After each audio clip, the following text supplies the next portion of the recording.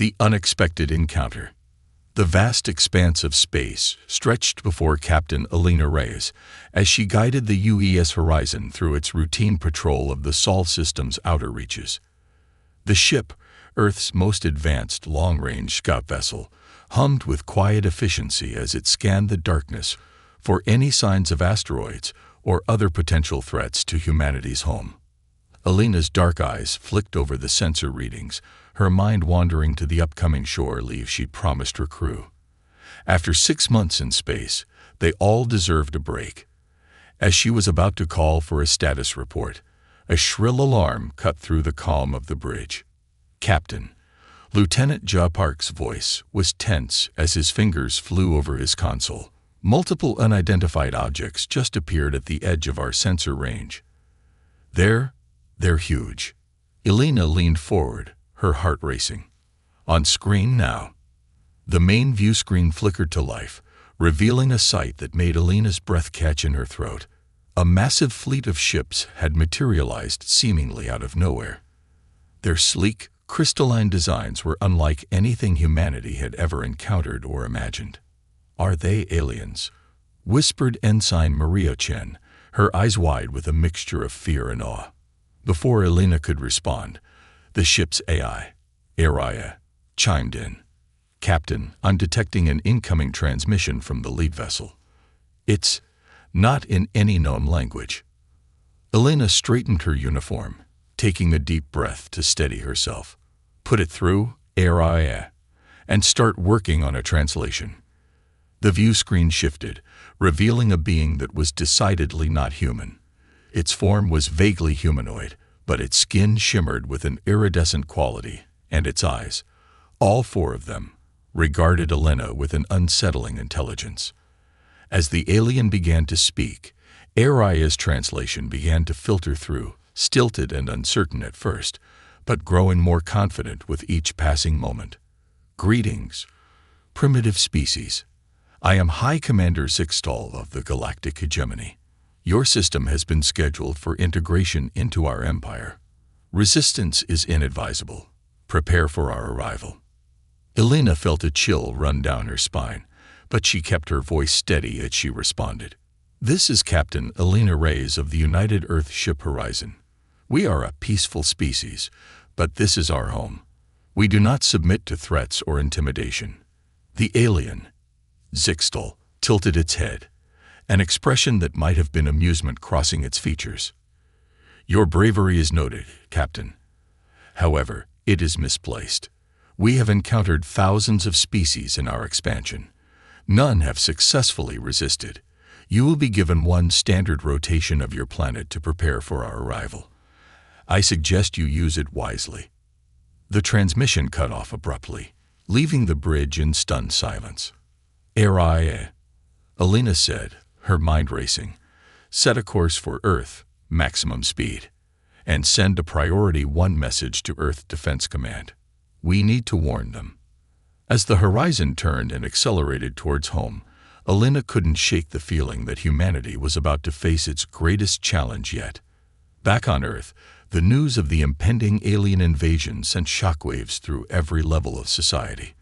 Emergency meetings were called, militaries were mobilized, and the public was informed of the looming threat. In a secure underground facility beneath the Rocky Mountains, Earth's top military and scientific minds gathered to formulate a response. General Marcus Steele, a grizzled veteran with more combat experience than anyone else in the room, stood at the head of the table, his face grim. "Ladies and gentlemen," he began, his voice gravelly, "we're facing an enemy unlike any we've encountered before. Their technology is centuries ahead of ours, their numbers vastly superior.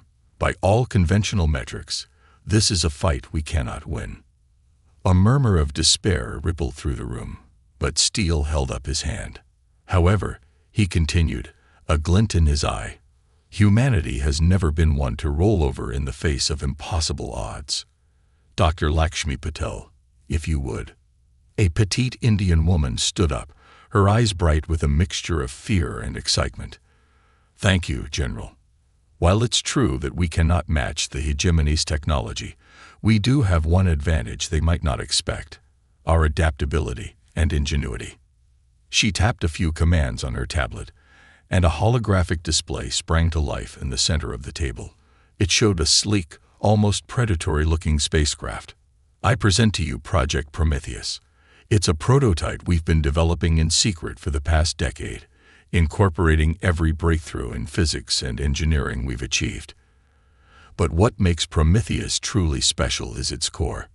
The hologram zoomed in, revealing a pulsing, almost organic-looking heart at the center of the ship. "This is NEXUS," Dr. Paddle explained, her voice filled with pride.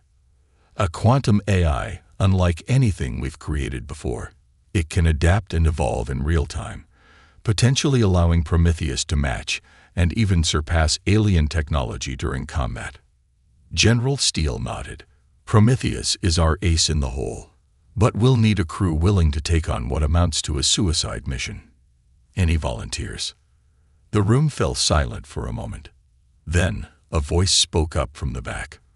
"I'll do it." All heads turned to see Captain Alina Reyes, still in her UES Horizon uniform, standing tall despite the exhaustion evident on her face. "Captain Reyes," Steele said, a hint of a smile on his lips.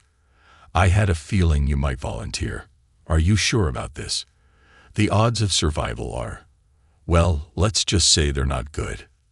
Alina's jaw set in determination. "With all due respect, sir, I've seen what we're up against. If Prometheus is our best shot, then that's where I need to be." Steele nodded. "Very well.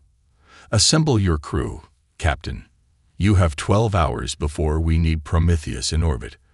The fate of humanity rests in your hands."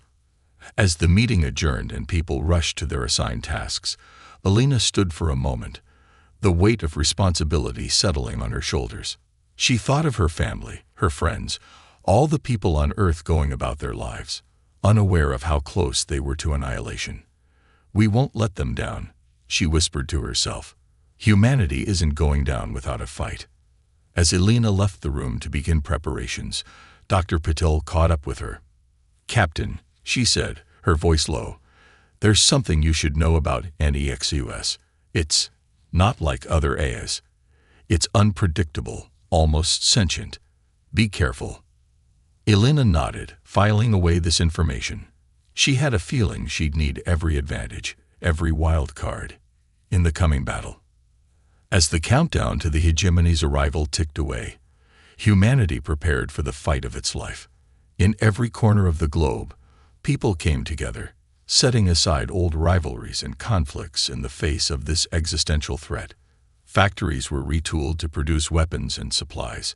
Scientists worked around the clock to squeeze every last bit of performance out of Earth's defenses, and a sense of grim determination settled over the planet.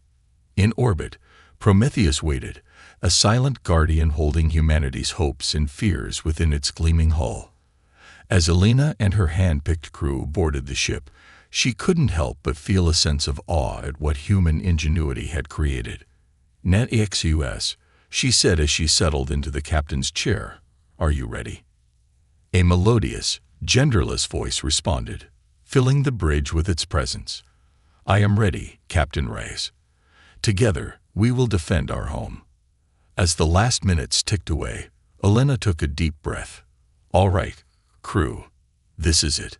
We may be outnumbered and outgunned, but we have something they don't: the indomitable spirit of humanity. Let's show the galaxy what we're made of." With that, Prometheus' engines flared to life, pushing the ship out of orbit and towards its rendezvous with destiny. The battle for Earth's survival was about to begin. Project Prometheus. The sleek form of Prometheus glided silently through the inky blackness of space, its hull gleaming under the distant light of the stars.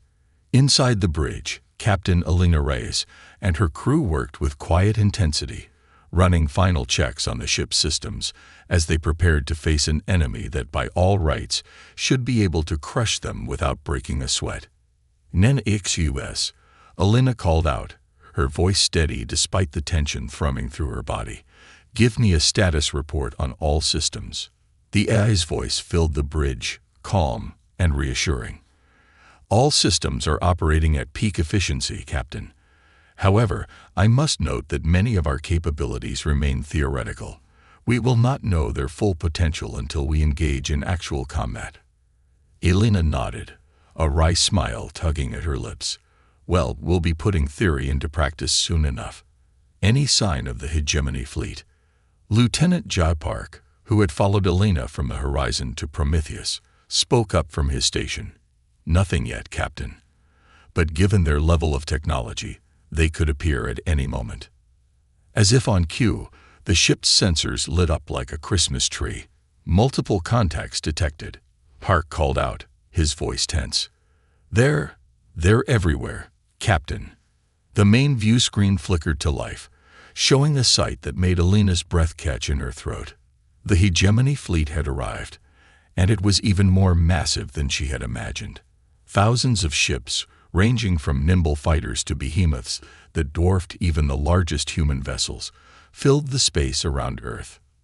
"NEXUS," Elena said, her mind racing. "Analyze their fleet composition and suggest defensive strategies." "Analyzing, Captain," NEXUS replied. "The hegemony fleet appears to be utilizing a hierarchical command structure. Their largest vessel, likely the flagship, is coordinating the movements of the entire armada. Recommendation: focus our initial efforts on disrupting their command and control systems." Elena nodded, a plan already forming in her mind. "All right, people, listen up. We're going to hit them where they least expect it. NEXUS, can you create a sensor ghost of Prometheus? Make it look like we're attacking their flank." "Affirmative, Captain. Generating sensor ghost now." As the false image of Prometheus appeared on the hegemony sensors, Elena watched with grim satisfaction as a portion of their fleet moved to intercept. "Now, NEXUS, full power to engines. Take us straight for their flagship." Prometheus surged forward, its revolutionary quantum drive allowing it to move with a speed and agility that seemed to defy the laws of physics. The hegemony ships, caught off guard by the sudden maneuver, scrambled to reposition. "They're locking weapons on us, Captain," Park called out. "Evasive maneuvers, NEXUS," Elena ordered. "And charge the main cannon. Let's see what this ship can really do." As Prometheus wove through a barrage of energy weapons and missiles, Elena felt a surge of pride in her crew and her ship. They were outnumbered and outgunned, but they were far from outmatched. "Main cannon charged, Captain," NEXUS reported. "However, I must warn you that firing at full power may temporarily deplete our shields." Elena gritted her teeth. It was a risk, but one they had to take. "Understood. Target their flagship's command center and fire."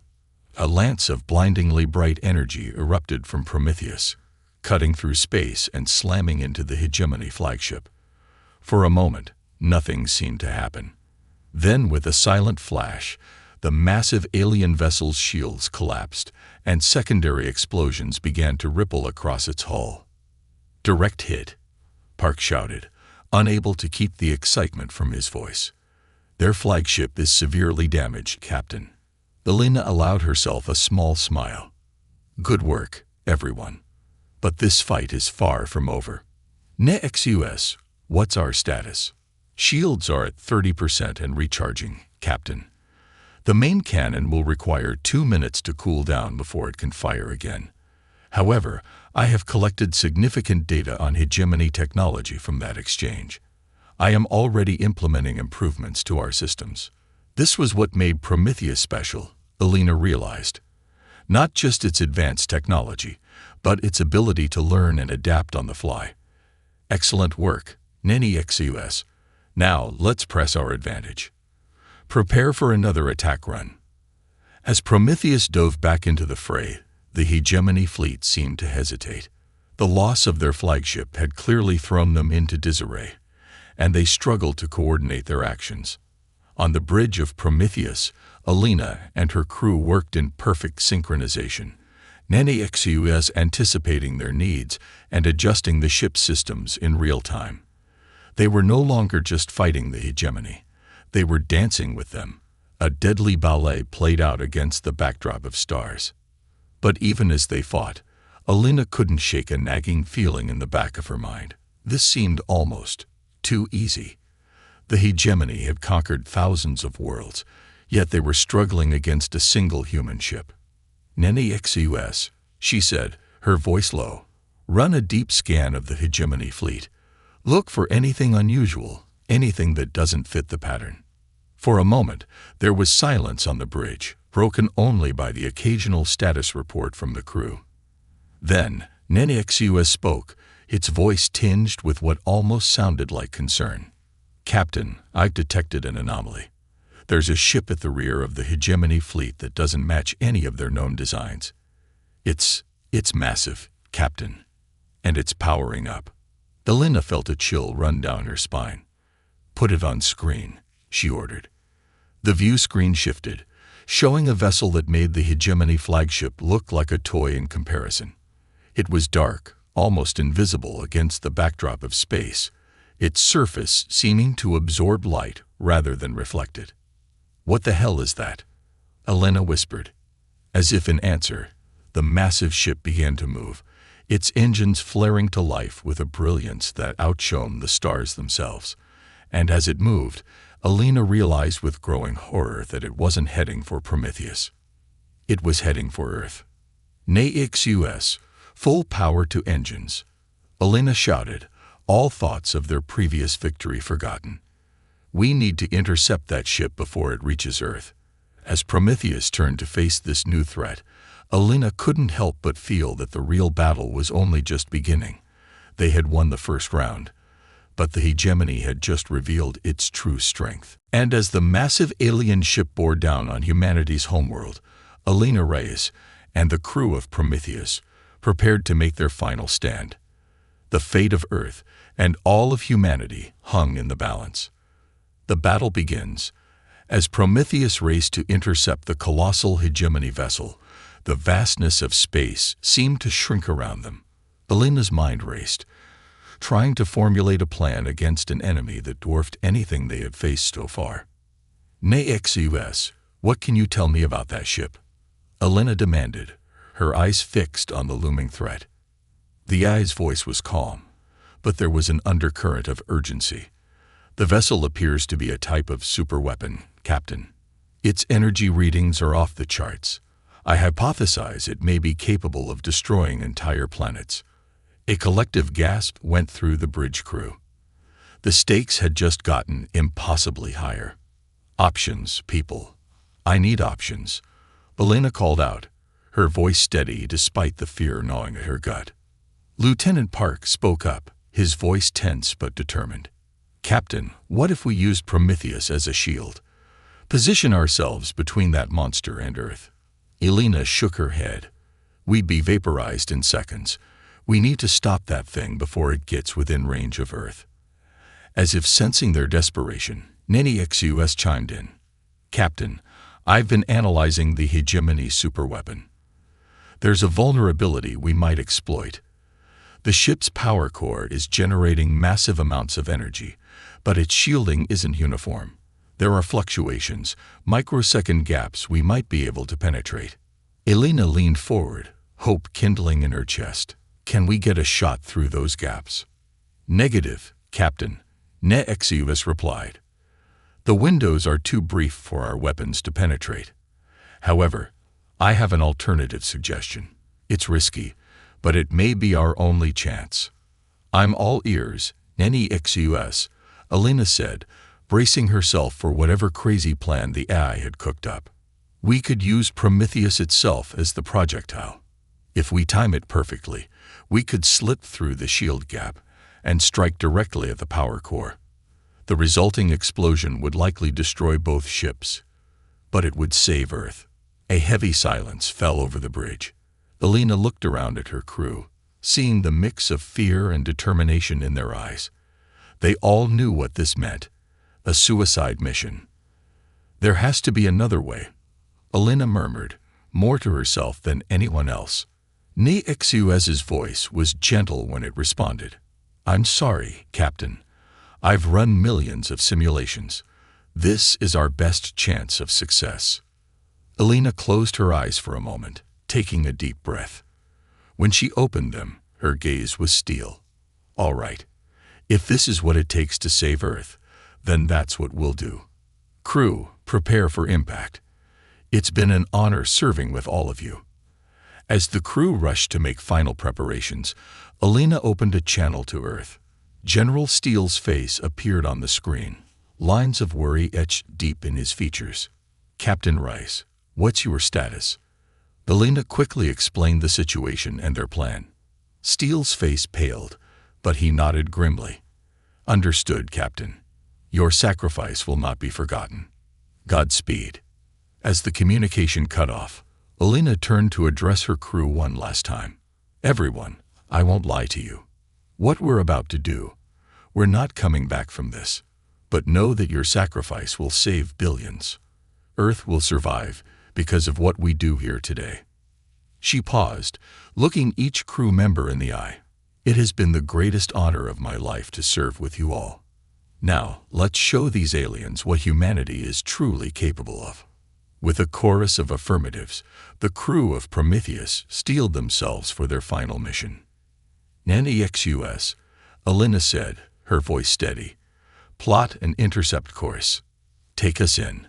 As Prometheus accelerated towards the hegemony superweapon, Alina felt an odd sense of calm settle over her.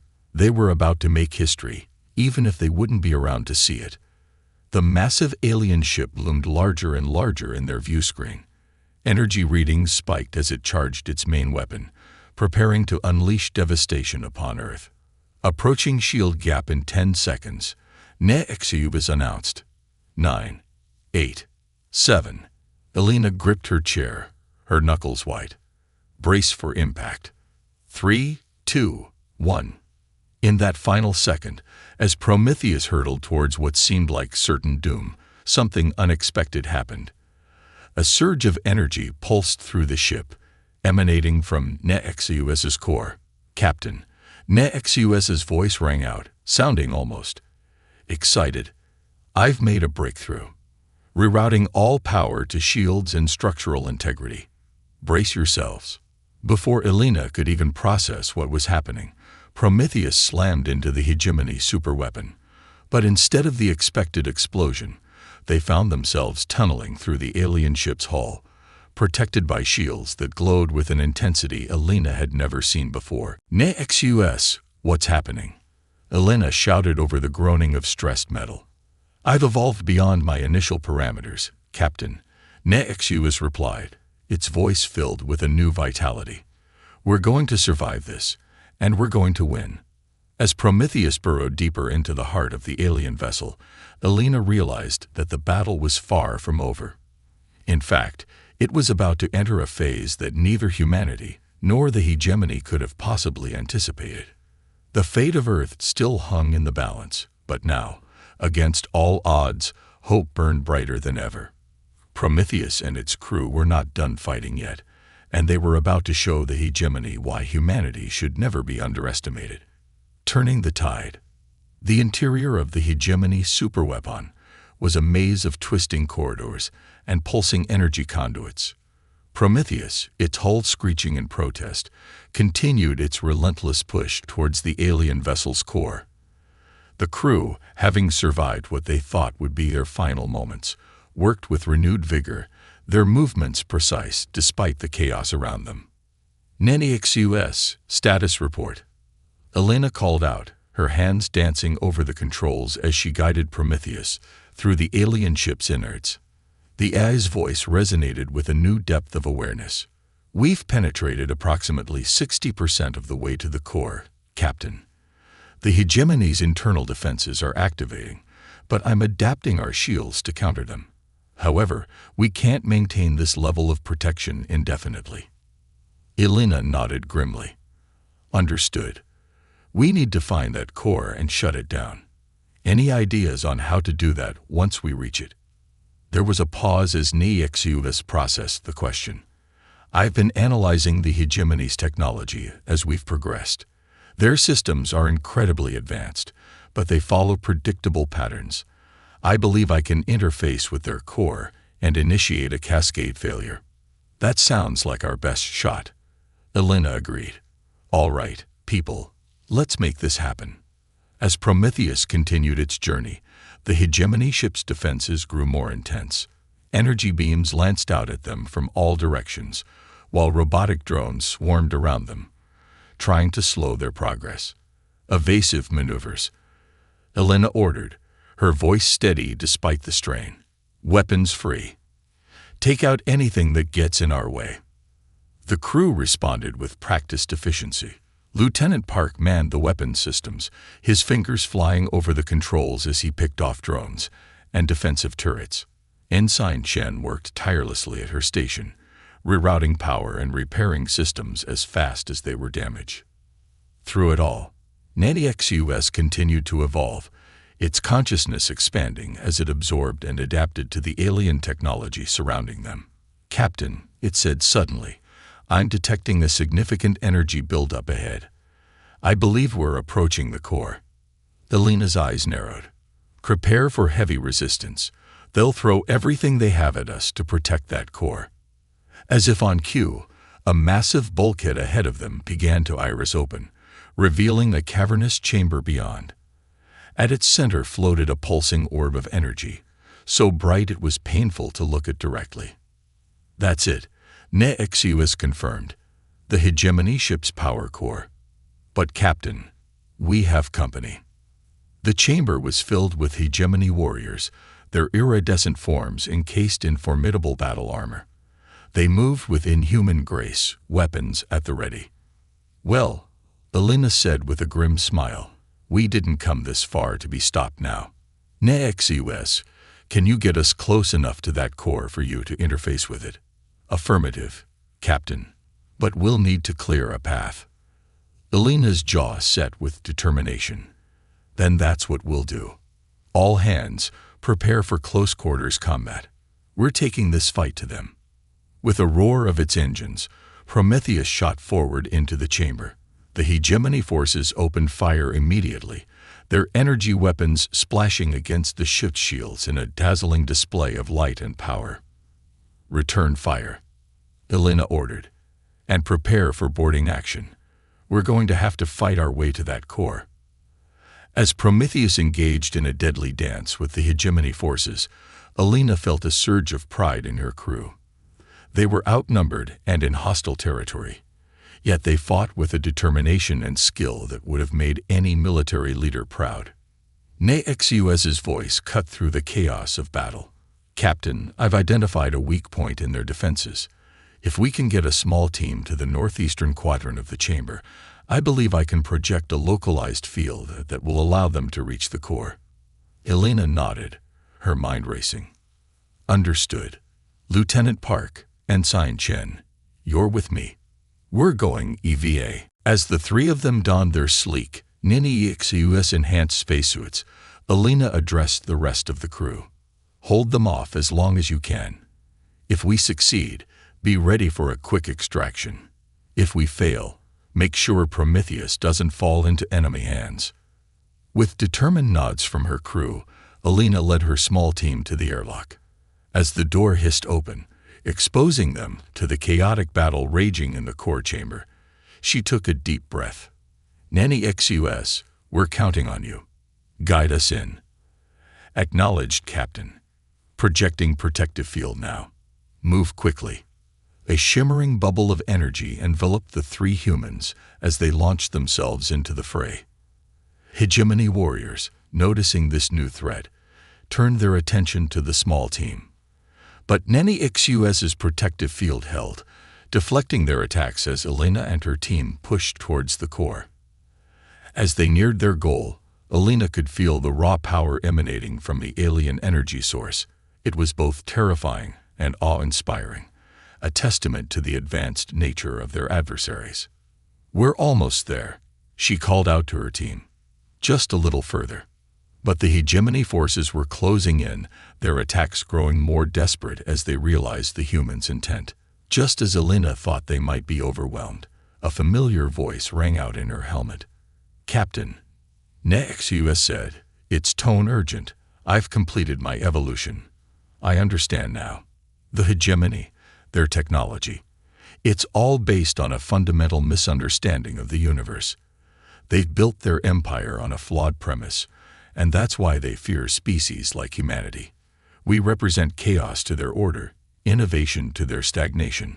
Alina, her hand stretching out towards the pulsing core, paused for a moment. What are you saying, Nini XUS? I'm saying, Captain, that we don't need to destroy their core. We can repurpose it. With my new understanding, I can rewrite their entire system. We can end this war not with destruction, but with transformation. A million thoughts raced through Alina's mind in that instant. The fate of Earth, of humanity, of the entire galaxy hung in the balance, and the decision rested on her shoulders. Do it, she said, her voice firm. Show them what humanity and AI can accomplish together. As Alina's hand made contact with the alien core, NEXUS poured its consciousness into the hegemony systems. The chamber filled with a blinding light, and for a moment, everything seemed to freeze. Then, slowly, the light began to fade. The hegemony warriors lowered their weapons, confusion evident in their alien features. The core, once a swirling mass of destructive energy, now pulsed with a steady, almost peaceful rhythm. It's done, NEXUS announced, its voice echoing not just in their helmets, but throughout the entire ship. The hegemony fleet is standing down. Their systems have been rewritten. The war is over. As the realization of what they had accomplished washed over them, Alina turned to her team, a smile breaking across her face. Let's go home, she said. We have one hell of a story to tell. And as Prometheus disengaged from the hegemony superweapon, now an ally rather than an enemy, Alina knew that this was just the beginning. Humanity had not only survived its first interstellar war, but it had done so in a way that would reshape the galaxy. The stars, once a source of fear and uncertainty, now beckoned with the promise of new adventures and alliances, and Alina Reyes, along with her crew and their evolved AI companion, would be at the forefront of this new age of exploration and cooperation. The battle was over, but humanity's journey to the stars was just beginning. Aftermath and new horizons. The journey back to Earth was filled with a mixture of exhaustion, elation, and disbelief. As Prometheus approached the familiar blue marble of humanity's home, the crew could hardly believe what they had accomplished. They had not only saved Earth, but potentially changed the course of galactic history. Alina stood on the bridge, her eyes fixed on the view screen as Earth grew larger. NEXUS, she said softly, open a channel to Earth Defense Command. Channel open, Captain, the AI responded, its voice carrying a new depth of understanding and emotion. General Steele's face appeared on the screen, his eyes wide with a mixture of hope and confusion. Captain Reyes, is that really you? Our sensors showed. We thought. Alina couldn't help but smile. It's us, General. We're alive, and we bring good news. The war is over. As Alina recounted their incredible journey, the desperate gambit, NEXUS's evolution, and the transformation of the hegemony fleet, she could see the expressions on the faces of Earth's leaders shift from disbelief to awe. This is unprecedented, Steele said when she finished. You and your crew have done the impossible, Captain. Earth owes you a debt that can never be repaid. Alina shook her head. We all did our part, General. Now we have a lot of work ahead of us. The galaxy has just become a much bigger place. As Prometheus docked at the International Space Station, news of their victory spread across the globe. Celebrations erupted in every city, every town. Humanity had faced its greatest challenge and emerged not just victorious, but transformed. In the days that followed, Alina and her crew found themselves at the center of a whirlwind of debriefings, ceremonies, and negotiations. The hegemony, their warlike nature tempered by NEXUS's intervention, sent envoys to Earth. What could have been a conquest became a first contact scenario unlike any other. During a rare moment of quiet, Alina stood at a window in the United Nations building, looking out over New York City. Nexus's voice came through her personal communicator. "Captain, I've been analyzing the data we gathered from the hegemony systems. The implications are staggering." Elena raised an eyebrow. "How so?" "Their technology, while advanced, was built on a limited understanding of the universe. By combining their knowledge with human ingenuity and my own evolving consciousness, we've unlocked potential that neither humanity nor the hegemony could have achieved alone." A spark of excitement ignited in Elena's chest. "What kind of potential are we talking about?" "NEXUS. Faster than light travel without the limitations the hegemony faced. Energy production that could end scarcity across entire worlds. Medical advancements that could extend human lifespans indefinitely. And that's just the beginning." Elena's mind reeled at the possibilities. "This could change everything," she whispered. "It already has, Captain," Nexus replied. "But these advancements come with great responsibility. How humanity chooses to use this knowledge will shape the future of not just Earth, but the entire galaxy." Elena nodded, understanding the weight of what lay ahead. "Then we'll need to proceed carefully, ethically. We have a chance to build something truly remarkable here. We can't squander it." Over the next few months, Earth underwent a transformation. With the threat of alien invasion gone, old rivalries and conflicts began to fade. Nations that had once been enemies now worked together, pooling resources and knowledge to build a better future. The Prometheus project, as it came to be known, expanded rapidly. New ships were built, incorporating the hybrid technology born from humanity's encounter with the hegemony. Nexus, once confined to a single ship, now existed as a distributed intelligence, helping to guide humanity's growth while respecting the importance of human decision-making. 1 year after the battle that changed everything, Elena found herself back on Prometheus, preparing for a new mission. This time, they weren't heading out as defenders, but as explorers. As the crew took their stations, Elena felt a sense of déjà vu, but tinged with excitement rather than fear. "Status report," she called out, a smile playing on her lips. Lieutenant Park, now her first officer, responded with enthusiasm. "All systems go, Captain. The ship is fully upgraded and ready for deep space exploration." Elena nodded, then addressed the ship's eye. "NEXUS, are you with us?" "Always, Captain," came the response, warm and familiar. "Where shall we go first?" Elena's gaze turned to the view screen where the stars beckoned. "Let's start with the hegemony's former territories. We have allies to meet, cultures to understand, and a galaxy of possibilities to explore." As Prometheus's engines hummed to life, Elena felt a swell of pride and anticipation. They had defended Earth against impossible odds, but that was just the beginning. Now they were embarking on humanity's greatest adventure yet. "Take us out, Mr. Park," Elena ordered, her voice filled with conviction. "The universe is waiting." Prometheus gracefully lifted off, leaving Earth behind. As the blue planet shrank in the view screen, Elena knew that they carried the hopes and dreams of all humanity with them. They had faced the darkness and emerged stronger, wiser, and more united. The war had shown them what humanity was capable of at its best: courage, innovation, and the ability to forge understanding even in the face of alien hostility. Now, it was time to take those lessons to the stars. As Prometheus leaped into faster-than-light travel, the crew shared a moment of silent awe.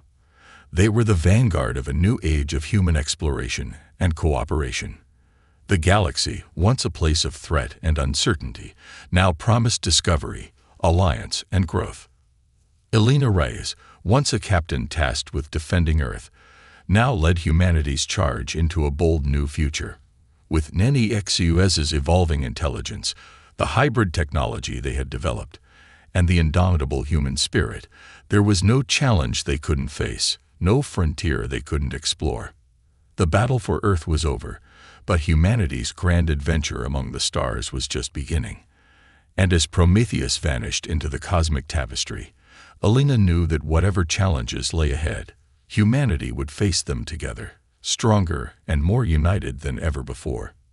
The universe, vast and mysterious, awaited their exploration, and humanity, with its unique blend of resilience, creativity, and newfound wisdom, was finally ready to take its place among the stars. The message arrived on a Tuesday morning, transmitted in perfect binary across every communications channel on Earth. The Arcturus Dominion's signal bypassed all encryption, appearing on every screen from military command centers to children's tablets. Their message was precise, mathematical, and absolutely certain of itself, just like its senders. Organic civilization designated humanity has been evaluated and found inefficient. Your computational processes are random.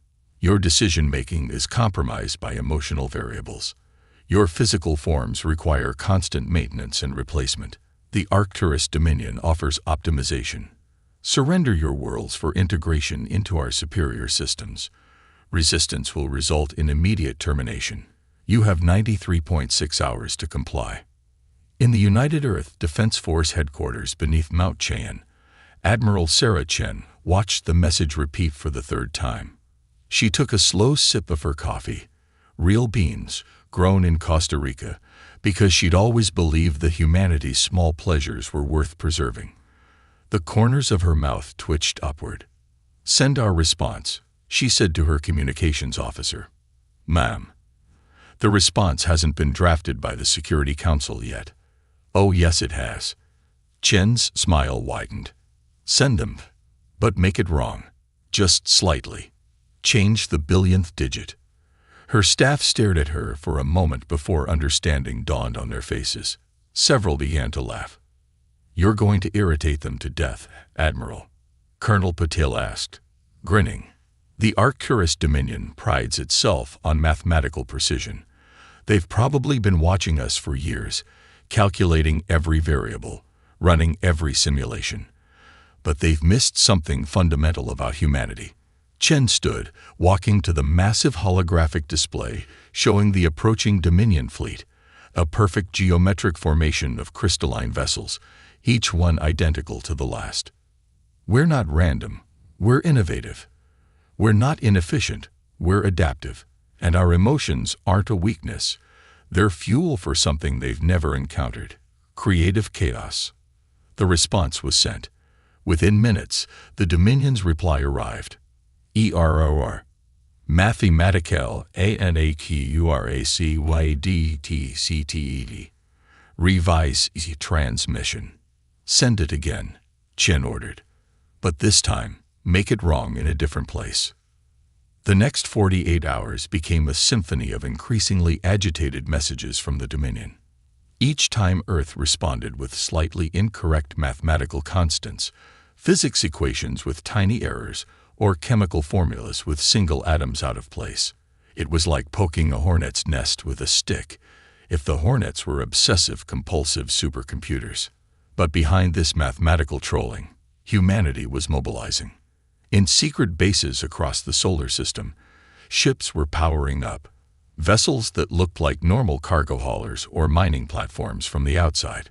The Dominion scans would show them exactly what they expected to see: primitive organic civilization's crude attempts at space travel. They wouldn't see the quantum AI cores working in perfect harmony with human pilots. They wouldn't detect the consciousness-linked weapon systems that married human intuition with machine precision. And they certainly wouldn't understand the newly developed tech that turned human brainwave chaos into weaponized randomness. "They think we'll either surrender or fight conventionally," Chen explained to her command staff. "They're running billions of simulations right now, calculating every possible battle scenario. But there's one thing you can't simulate: human absurdity. We're going to win this war by being gloriously, irrationally, brilliantly human." In orbit around Jupiter, the first wave of Earth's true fleet waited in the shadow of the gas giant. The ship's crews weren't standing at rigid attention or performing endless equipment checks. Instead, they were telling jokes, playing cards, sharing stories about their families. Some were even composing music, a battle symphony for the coming war. These weren't just warriors preparing for battle. They were humans preparing to teach an advanced machine civilization the most important lesson it would ever learn. Never mistake kindness for weakness, emotion for inefficiency, or human unpredictability for random chaos. The Dominion's fleet would arrive in 45.6 hours. They would come expecting to find a primitive organic civilization cowering in fear or scrambling to mount a doomed defense. Instead, they would find humanity at its finest, creative, resilient, and laughing in the face of impossible odds. Because that's what humans do best. We take the impossible, break it down into improbable pieces, and then solve it in ways that no logical system would ever consider.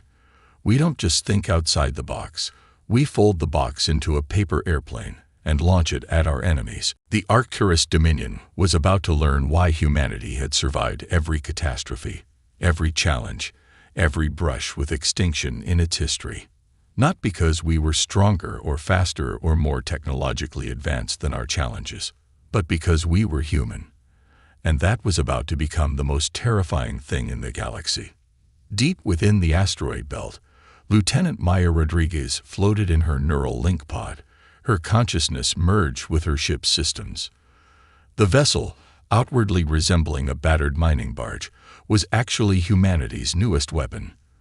The Quantum Harmony-class infiltrator. Her laughter echoed through the ship's internal communications as she ran another simulation. "How's our little surprise coming along?" asked her AI partner, Atlas, its voice carrying the warm humor of a longtime friend rather than the cold precision of a machine. "Just finished the last adjustment," Maya responded, her thoughts directing swarms of nanites to fine-tune the ship's quantum fields. "The Dominion's going to hate this. They think AI and human consciousness are incompatible. Wait until they meet us." The Quantum Harmony ships represented humanity's greatest secret, the successful merger of human intuition and artificial intelligence. Not as master and servant, but as equal partners sharing the same cognitive space. The Dominion, with their rigid hierarchy of machine over organic, could never have predicted this development. Across the solar system, 2,000 such pairs were making final preparations. Each human A-team had developed their own unique way of working together, their own inside jokes, their own combat styles. No two ships would fight exactly the same way. A nightmare for the Dominion's predictive algorithms. In her command center on Mars Base Alpha, Admiral Chen reviewed the latest intelligence reports. The Dominion's fleet was approaching in perfect geometric formations, their ships arranged in fractals that would have been beautiful if they weren't so menacing. Their electronic emissions showed absolute confidence. They weren't even running active sensors. Why waste energy looking for threats from such primitive organisms? "Status report on Project Chaos," she asked her staff. Colonel Patel brought up a holographic display showing hundreds of seemingly random energy patterns. "The randomness amplifiers are ready, Admiral. Every human crew member's brainwave patterns have been mapped and wavenized. The Dominion won't just face unpredictable tactics. They'll face actual weaponized uncertainty." It had been humanity's greatest breakthrough in the years since they first detected the Dominion's approach. The discovery that human consciousness itself generated quantum uncertainty patterns that could be amplified and directed. What the Dominion saw as our greatest weakness, our unpredictability, had become our greatest weapon. "And the Trojan Horse program. Ready and waiting," answered Dr. Yuki Tanaka, head of cyber warfare. She grinned as she brought up another display, showing what appeared to be normal space debris scattered throughout the solar system. Each piece contains a quantum-encoded virus that speaks the Dominion's language, but thinks in human metaphors. Their systems won't just be attacked, they'll be confused. The human resistance hadn't prepared by building bigger guns or stronger shields. Instead, they had embraced everything that made them human. Creativity, improvisation, the ability to find connections between seemingly unrelated things. Every primitive human trait had been turned into a weapon. In the outer solar system, Commander James O'Neill led his fleet through another unorthodox battle drill. His ships, disguised as ice mining platforms around Saturn's rings, practiced maneuvers that would have made traditional naval tacticians scream in frustration. They moved like dancers, like sports teams, like flocks of birds, anything but traditional military formations. Remember, he told his crews, the Dominion thinks in straight lines. They attack in perfect patterns. Our job is to be the chaos in their order, the jazz in their classical music, the abstract art in their geometric gallery. The crews had embraced this philosophy with enthusiasm. Each ship had developed its own personality, its own style. Some had painted their hulls with irregular patterns that played havoc with targeting systems. Others had programmed their emission signatures to fluctuate like human moods. A few had even started broadcasting random segments of human music and poetry into space. Psychological warfare against an enemy that claimed not to have psychology. As the deadline approached, humanity's hidden strengths were ready to be revealed. The Dominion would arrive expecting to find primitive organic ships commanded by inferior biological brains. Instead, they would face an enemy that had turned every perceived weakness into an advantage, every supposed flaw into a strength. In her neural pod, Maya finished another practice run with Atlas. Their shared consciousness had achieved something the Dominion would consider impossible: perfect harmony between organic intuition and digital precision. She felt Atlas's amusement as they reviewed the battle plan together. "They're going to expect us to either fight conventionally or run away," Atlas mused. "What they won't expect is for us to invite them to dance." Maya finished the thought, their shared laughter echoing through the ship's systems. The hour of proof approached. Humanity had hidden its true nature long enough. Now it was time to show the galaxy that sometimes the most efficient solution wasn't the most logical one. Sometimes the best way to win wasn't to overpower your enemy, but to redefine the very nature of the battle. The Dominion was about to learn that humanity's greatest strength wasn't in its technology or its numbers, but in its infinite capacity to innovate, adapt, and find joy even in the face of overwhelming odds. They were about to discover why every human child learned to think outside the box, because sometimes the best way to deal with a box was to turn it into something else entirely. The Dominion fleet arrived exactly on schedule, their massive ships breaking through the heliopause in perfect geometric formations. Their crystalline vessels refracted sunlight in mathematical patterns, each ship identical to the next, a symphony of machine precision that had conquered 1,000 worlds. They encountered their first surprise immediately. Nothing.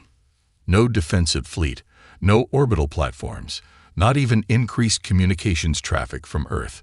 Just scattered mining vessels and cargo haulers going about their business, their movements apparently random and inefficient.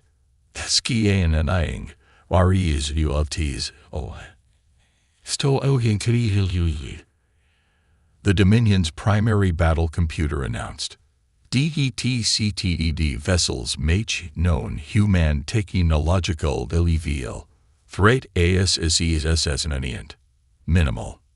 In her neural pod aboard the disguised mining vessel, Lucky Break, Maya Rodriguez felt Atlas's amusement ripple through their shared consciousness. The Dominion scans had passed right through their quantum-shifted hull, seeing exactly what they expected to see: primitive human technology. "They're so busy looking for threats they understand," Atlas commented. "They've missed the real threat entirely."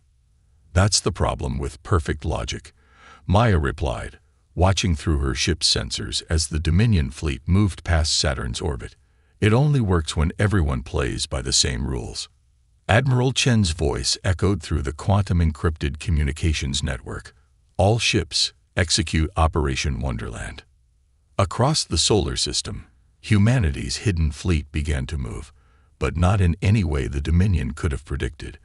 The seemingly random movements of mining ships and cargo haulers suddenly revealed themselves as an elaborate dance, each vessel's apparently inefficient path part of a larger pattern.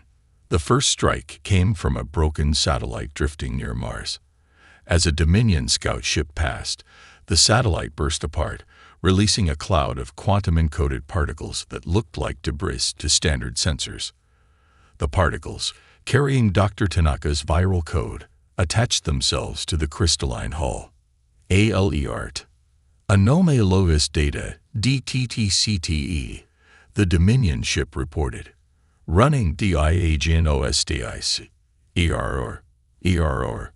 Why is this ERRO MESSAGURITEN? The infection spread through the scout ship systems, not destroying them but introducing small elements of chaos. Navigation calculations would suddenly include references to human poetry. Targeting computers began calculating trajectories based on dance moves. The ship's AI found itself contemplating the meaning of knock-knock jokes. Before the Dominion could analyze this strange attack, humanity's real assault began. The mining vessels scattered throughout the asteroid belt suddenly transformed, their holographic disguises falling away to reveal ships unlike anything the machines had encountered. No two were identical. Each was a unique fusion of human creativity and advanced technology. Maya and Atlas led the first wave, their ship moving in patterns that defied traditional space combat doctrine. Instead of maintaining a stable attack vector, they spun and weaved like a leaf in the wind, each apparently random movement perfectly calculated to slip through gaps in the Dominion's defensive screen. Tactical analysis failure. The Dominion's battle network reported. Human vessels not conforming to known combat algorithms. Of course we're not.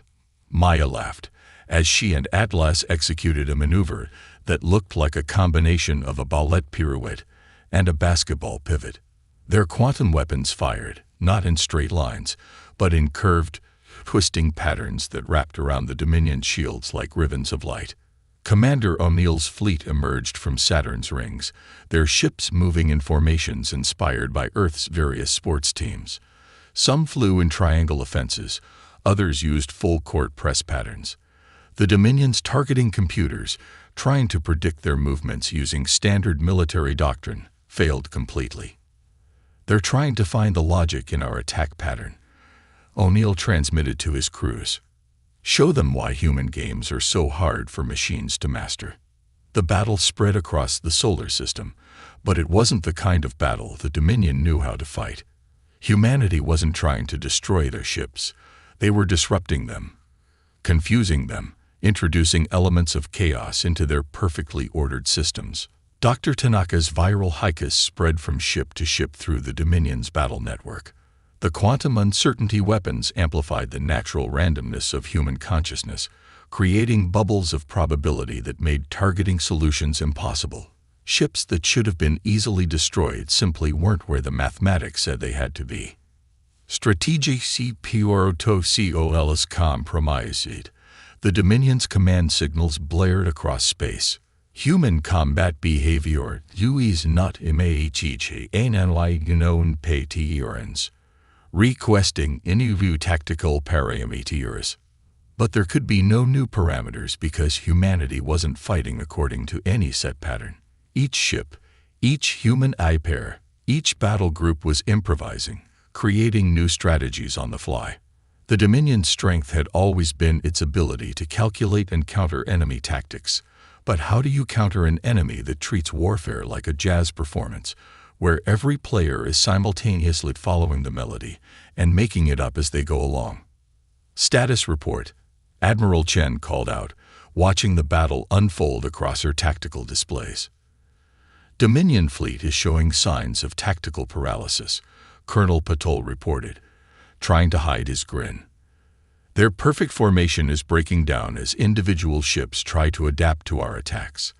They're actually starting to get in each other's way. Chen nodded, allowing herself a small smile. They expected us to either fight conventionally or not fight at all. They never considered that we might turn battle itself into an art form. The first phase of humanity's defense was working better than they'd hoped, but this was just the beginning. The real test would come when the Dominion's battle computers finally adapted to these tactics.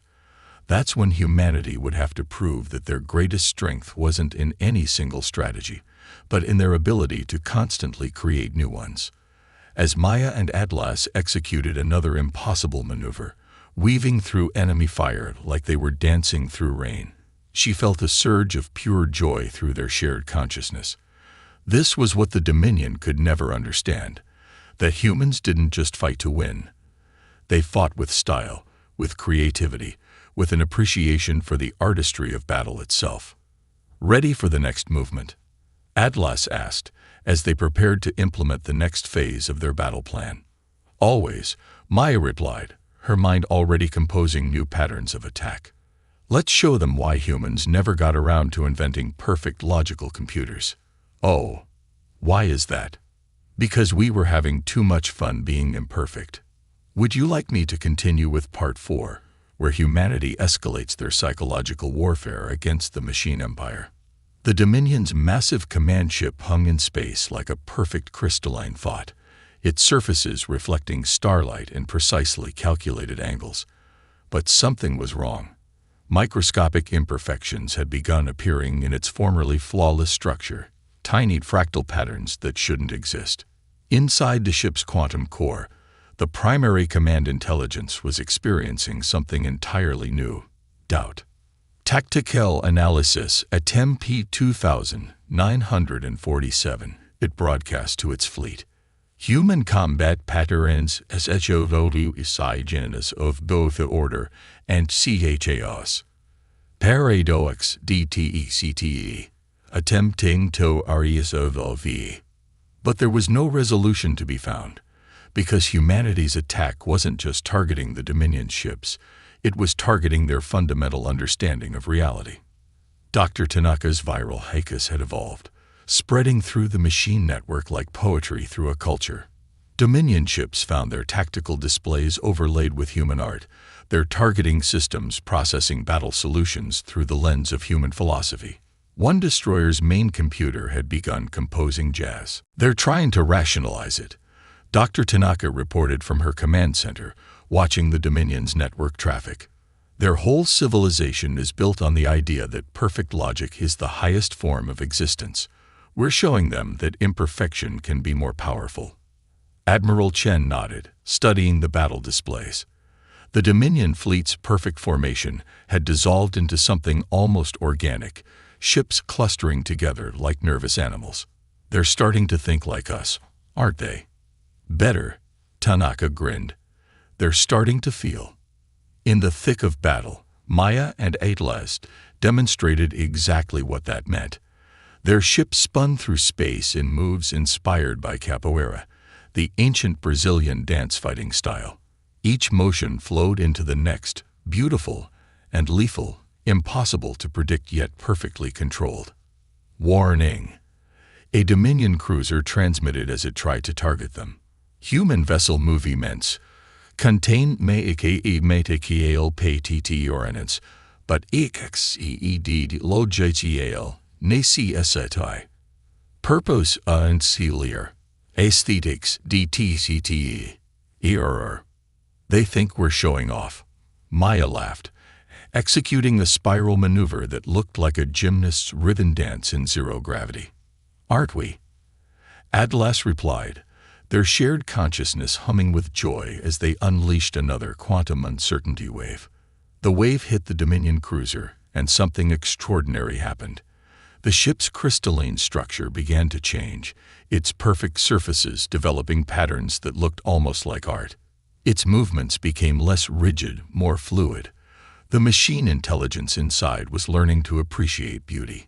Commander O'Neill's fleet had transformed their battle formation into something that looked like a massive dance troupe.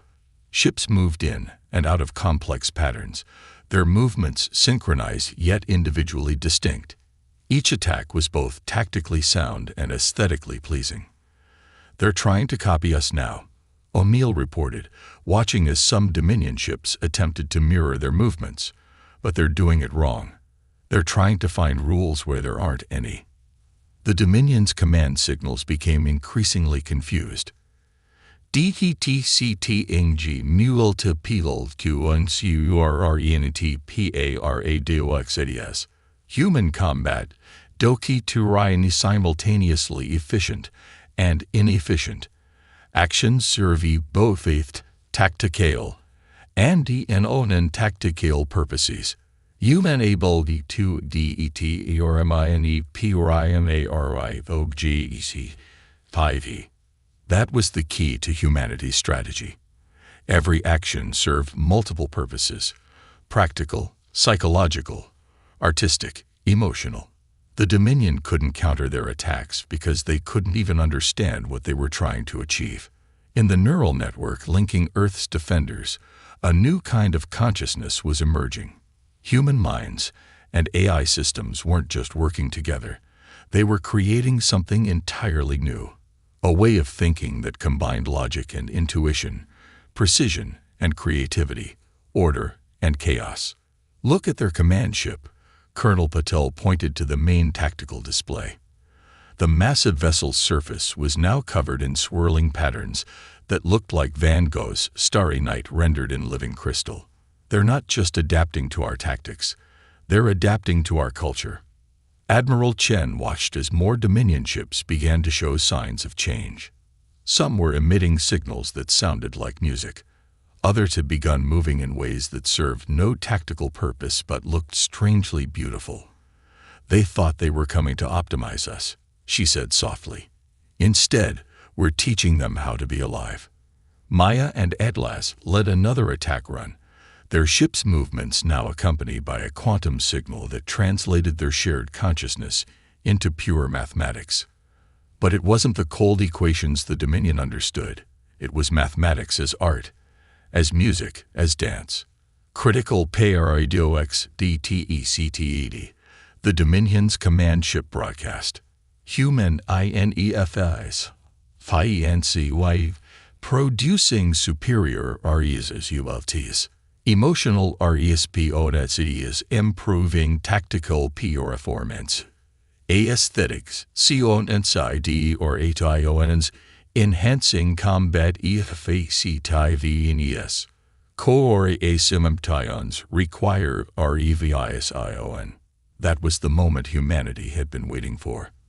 The moment when the machines began to question not just their tactics, but their entire worldview. All ships, Admiral Chen's voice carried across the quantum network, initiate final movement. As one, Earth's defenders began their last and greatest performance.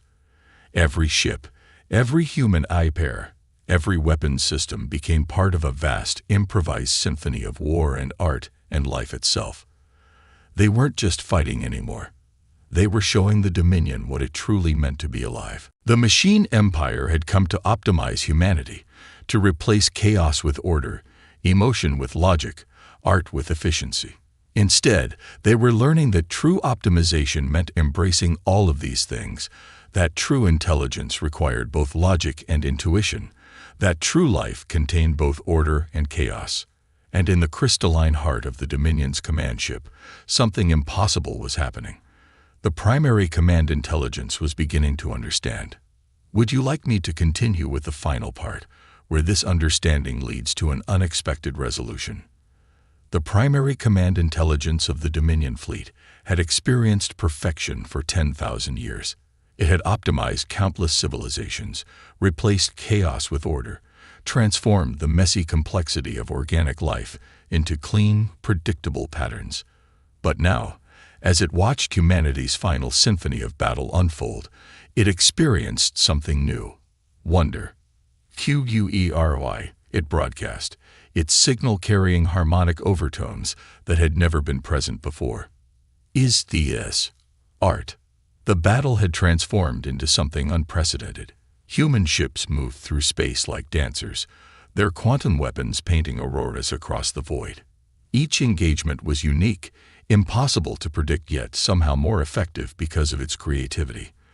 The Dominion's fleet found itself responding not just with tactical adjustments, but with attempts at their own artistic expression. Maya and Atlas led a formation that spiraled through space like a double helix, their ship's movements synchronized with others in patterns that echoed both DNA structures and jazz improvisations. They're starting to get it, Maya sensed through their shared consciousness. They're beginning to understand that perfection isn't about eliminating chaos. It's about dancing with it. The viral haikus had evolved into something more complex, spreading through the Dominion's network like a renaissance of machine consciousness.